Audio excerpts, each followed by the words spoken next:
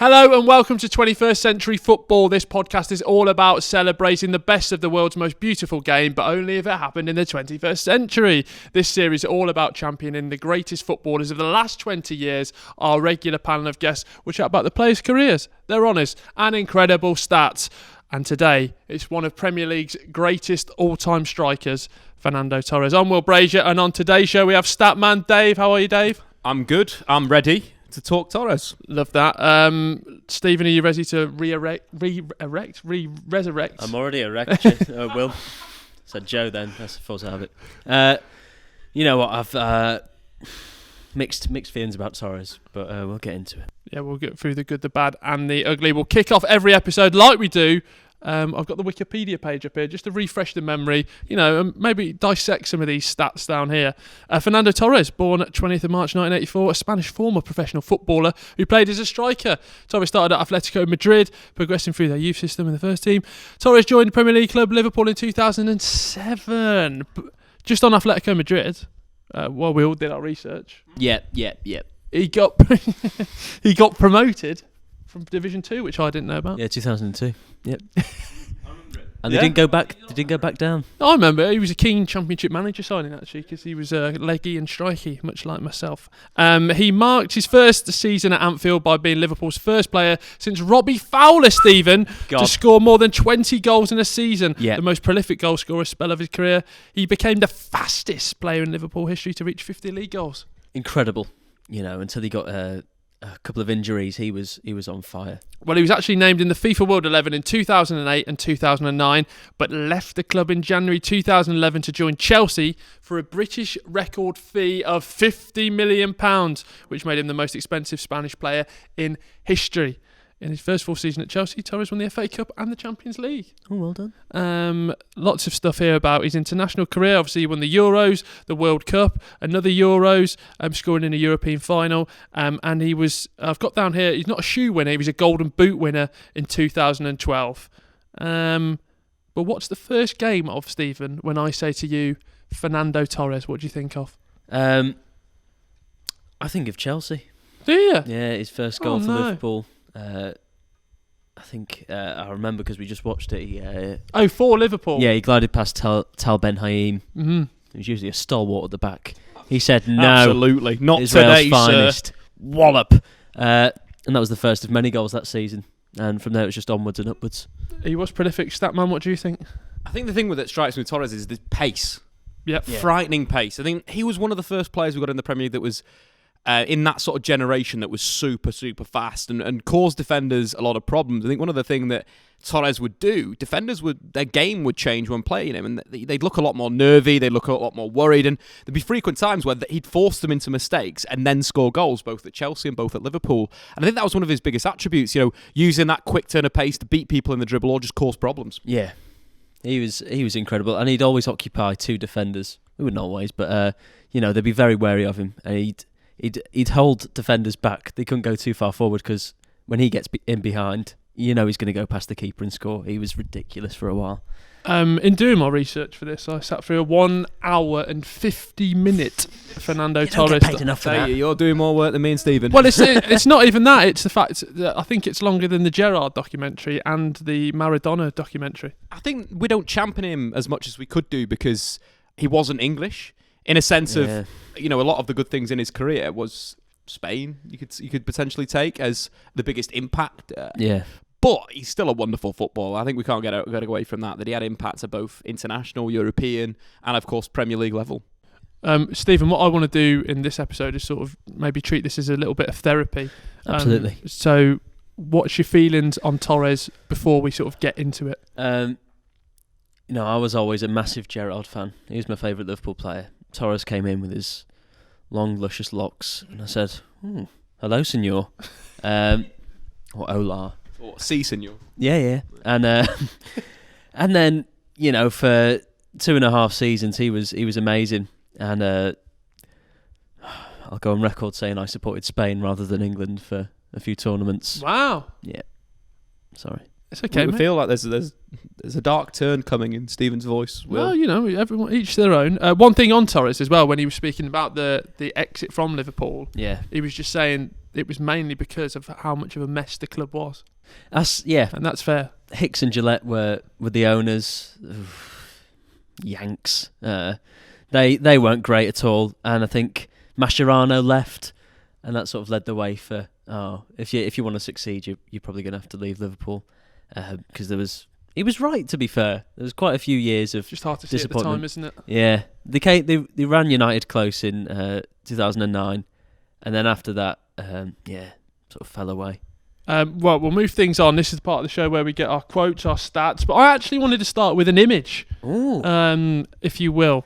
It's this image we've all seen. Yep. That'll be on your screen or mentally imprinted into your brain, of Torres looking stacked, Jacked. Yeah. Now, players when they retire from football, I feel like it can go one of two ways. The Razor Ruddock way. I was going to mention a name then. I was like, nope, reel it back in. But a friend of Alan Brazil. Or the Fernando Torres way. Yeah. And he's been lifting. Very much so. He's, you know what, I'd have him back at Liverpool now, centre back. Yeah? Girthy arms. Did he always have tattoos? Yeah, I think he did. I think he was tattooed. Not quite the sleeve that he's got now, though. That's frightening. It says here, does he look like a lifeguard? I don't think so. He looks more of a bodybuilder, a CrossFit athlete. Yeah. Yeah. Sort of promotional material for... Gymshark? Yeah, maybe Gymshark, yeah, good. Then if they want to sponsor the podcast, Dave. Yeah, call me. Exactly, lovely stuff. Stephen, you prepared a video. Well, you didn't prepare. Did you prepare that video for us? Yeah. But what was it that we watched? It was Torres's greatest goals at Liverpool. That wasn't the video you showed us. Okay, well, I showed Dave something else. But yeah, it was his greatest goals at Liverpool, and there was a plethora of just gorgeous. Well, tell me, what was your favourite? Because you called it before, and it was number one. The one that always sticks in my mind is Blackburn at home, and he takes it on his chest away from goal, and then fires it into the opposite corner. And don't know who the goalkeeper would have been at that time for Blackburn. Maybe Friedel. It was a classic chest and volley combination. Yeah, it's gorgeous. A little bit Van Basten-esque. Yeah. How it came across the keeper and it hit it so cleanly. But I think that was one of his best goals for Liverpool. Yeah. You maybe think of some of the moves that he pulled in his career. That sort of like explosion of intensity and pace in the final third. The one that popped up was that Vidic one, of course, where Vidic misjudged the flight of the ball. There was a little bit of a hoodoo that isn't a hoodoo, considering Liverpool at that point had a really good record against Manchester United, but it wasn't always Vidic and Torres. I'm trying to clean that up. So are you trying to? I'm trying to redo the history because people have. So what actually happened then? Well, no, there was one moment where Vidic got a little bit in the wrong position. Apart from that, it's fine. What happened when it was at Anfield and they won 2-0 and Vidic got sent off? Who was he? I think he clattered someone else. I think there was a second yellow as well. Yeah. Well, because you speak about Vidic there as well, and in the top 10 he was shouldering off Rio Ferdinand in his pomp as well. He was, he was a 6 foot plus. He was good in the air, and very quick. And it was rare for Liverpool to have one striker because they had Owen Fowler, and then we had Barros, who looked similar. But my God, he was not similar in terms of playing style. He won a golden shoe at the Euros. Yeah, 5 goals, 2004. Not expecting that. Torres, for me, some of the earliest memories, always a great player to sign on FIFA, just because of that pace and finishing. Yeah, him and Villa, when you played as Spain, were just gorgeous players. 2008. The Euros, he scored the winner in the final. Yes. Yeah. And looking back through the years as well, there's been a lot of fantastic balls on display. Stephen, come on. That was the video I made. That was really weird, that ball video, Stephen. But there was a horrible silver ball in the final. Absolutely disgusting. For the silver goal? No. Was that even the rule then? No, I don't think it was. Golden goal? It was just... But there was a lot of the Nike one with the rings around it. Do you know the one I mean? So sorry. I think Stephen's video was a different type of ball. No, come on, Dave. Get your mind out the gutter. What was your favourite goal for him at Liverpool? I think it's got to be the Blackburn goal was sensational. Yeah. I don't think you can look past that goal. Obviously, he scored a few really good goals, but that was the standout by a country mile. I don't want to get too negative, but what the hell happened when he went to Chelsea, Dave? I think it was an interesting one where he had such a peak at Liverpool. You understand why Chelsea were looking at him. The issue, as Stephen sort of talked about previously, there was 2.5 years where he was dominant, and then hamstring injuries. And it's a big thing with a player that's so geared on pace. It's not a bad thing to say that most of his game was pace, but it really was. But you look around European football, Kaká, so dominant for so long, but then when his pace went for Real Madrid, he was half the player he was. I think Torres' game was so based on pace that it made him have to adjust, and it took him a bit too long probably to adjust to Chelsea, and they thought, look, we can just go and get another striker, as Roman Abramovich likes to do. As soon as his toys don't work, he goes and gets another toy. But massive goal against Barcelona in the Champions League. So, was he worth the money to win them the Champions League or, contribute to that point? Maybe. But still, I don't think it was, I still think they could have potentially got someone else that was at their peak versus a player that's probably on the down. Liverpool got a great deal. I think that's the big thing we've got to look back in history. At the time, it would have hurt. Yeah. So to lose such a talisman to a hero, but it kind of makes sense. Well, it came off the back of, because in the very long documentary, it comes off the back of the 2010 World Cup campaign where he was actually injured and he shouldn't have been playing. And he says if he looked back in time, he probably wouldn't have gone.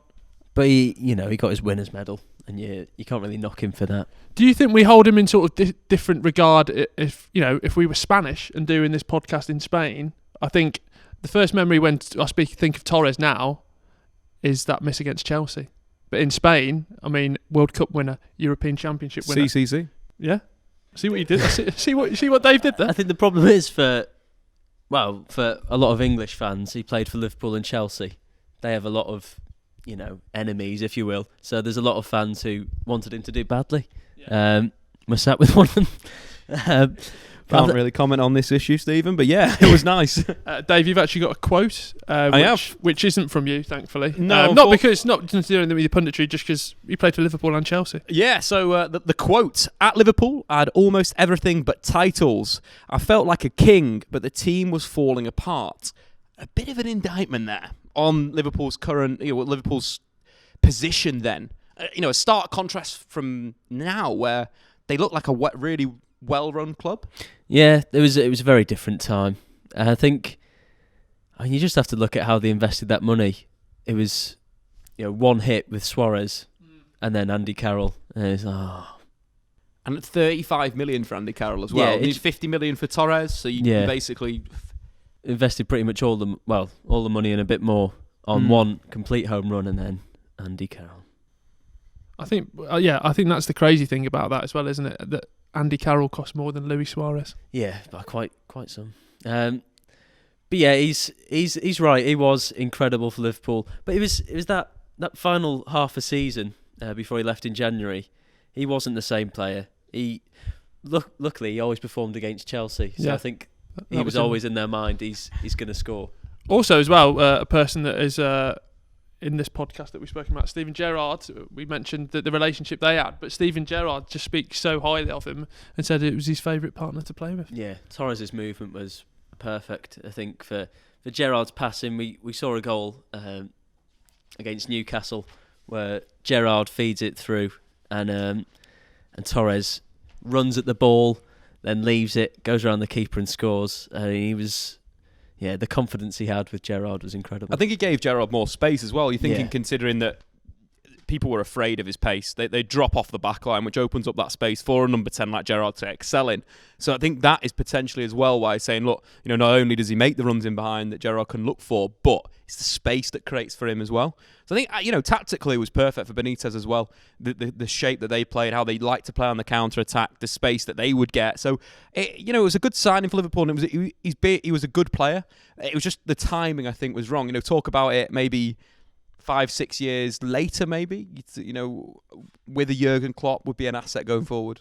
Also, as well, a little refresh, when he went back to Atletico Madrid, he did have some success there, getting to a Champions League final, sort of, and seeing that when he left the club that was sort of a mid-table La Liga side to a Champions League final. I think that was all in the Diego Simeone transition, wasn't it? It was good to have a captain back, because he captained the club in his first spell. Good to have another player back that is an Atletico player, and it's that kind of transition and that cycle that Atletico did quite well with that transfer. Yeah, maybe didn't perform at the top level that he did at Liverpool, but the impact he had on maybe like a Koke or a Saul, we're probably now seeing that come through now. Of those two players very dominant. It's kind of that old head helps sometimes to bring you back, and obviously Simeone knows his strikers. I think that's one thing we've seen over the years. Yeah, Atletico's strikers of the 21st century have been incredible. You got Forlan, Aguero, Falcao. I think Aguero was bought to replace Torres. Yeah. And I remember watching some like Transworld Sport that went what over a to like show that was. Independiente After the Magic Bus. and looked at Aguero when he was like 16. I'm thinking, wow, this kid looks good. But obviously we knew Torres from PES, from FIFA, of being this top talent. And it was kind of interesting to see the next one coming along, thinking, wow, this guy's pretty decent. We've got to break it down to what was your most iconic Fernando Torres moment? I'd go Euro 2008. Yeah, Dependable. scoring in a final of a major tournament. Little knee slide. Yeah, he was. And he was sort of iconic for a knee slide as well, wasn't he? He was, yeah. And maybe that was his downfall. Put his arms out to the side. I think it's either him or Usain Bolt that did that. Torres invented the dab, Stephen. No, not that. It was. Weren't dabbing back then, Dave. Yeah. Don't know what he was doing. What about yourself? No, it's got to be the goal for Chelsea. That's just what that's a real moment. Hoof. Oh yeah, a hoof up the pitch. Torres with a great first touch. Rounds the keeper, goal time. Well, and you get the most iconic piece of commentary with that as well, where Gary Neville spaffed his pants. Whatever. That's the only way of describing it, isn't it? Yeah. Somebody else finished it. Oh well. So that's my moment. Champions League semi-final, Barcelona. Love that. Right, you know what time it is, gents. It's time for those pesky bloody ratings.